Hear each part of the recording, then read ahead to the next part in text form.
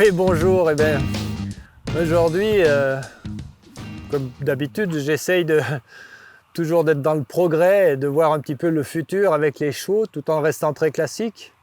Harold, qui est dentiste qui s'occupe de mes chevaux depuis très longtemps, s'est penché justement sur le confort de la bouche des chevaux. Ça fait longtemps qu'il m'en parle et il a mis au point une embouchure que j'ai testé depuis plusieurs mois maintenant avec beaucoup de chevaux et j'en ai fait presque la mienne. Enfin, je veux dire que c'est une embouchure qui est un mort qui est vraiment confortable pour les chevaux. On voit directement que quand on met l'embouchure dans la bouche du cheval, justement, le cheval l'accepte directement. Il n'essaye pas de le recracher ou de l'enlever, quoi. Harold, tu vas déjà te présenter.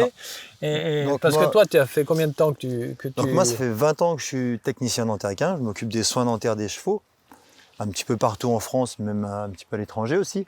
Tu es aussi professeur, non? J'enseigne aussi, dans voilà. 2 écoles.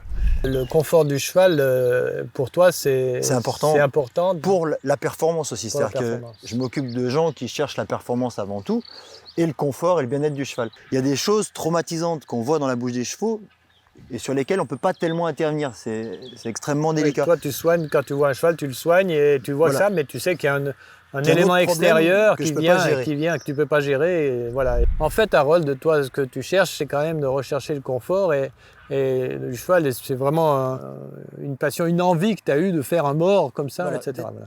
Il est assez simple, il est droit, il est flexible, on peut dire ça comme ça. En fait, il y a une tige à l'intérieur qui va donner une mémoire de forme et une couche de recouvrement qui est un matériau qui est hypoallergénique et biocompatible, surtout qui a été développé par l'industrie médicale pour correspondre à quelque chose qui va rester longtemps au niveau des muqueuses. C'est-à-dire qu'en fait, il n'y aura pas de réaction allergique.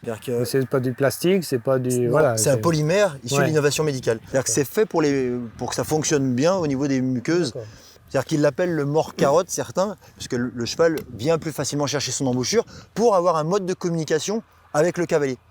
Oui, c'est vrai qu'on a un contact quand avec ce mort-là, avec les chevaux qui sont un tout petit peu délicats ou qui ont une bouche qui a été pas traumatisée, mais pas toujours été en confiance. Et le cheval vient se poser sur la main et on a une certaine confiance, tout en étant... Enfin, le cheval reste respectueux du mort, donc on arrive à avoir... un très bon feeling. Et au bout de quelques jours, on voit vraiment la différence du comportement du cheval et les réactions qu'ils peuvent avoir aussi.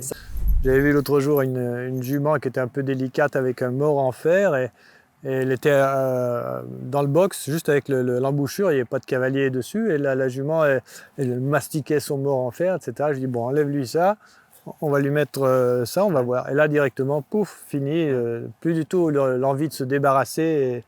Donc, effectivement, c'est un plus à essayer, ça c'est vrai.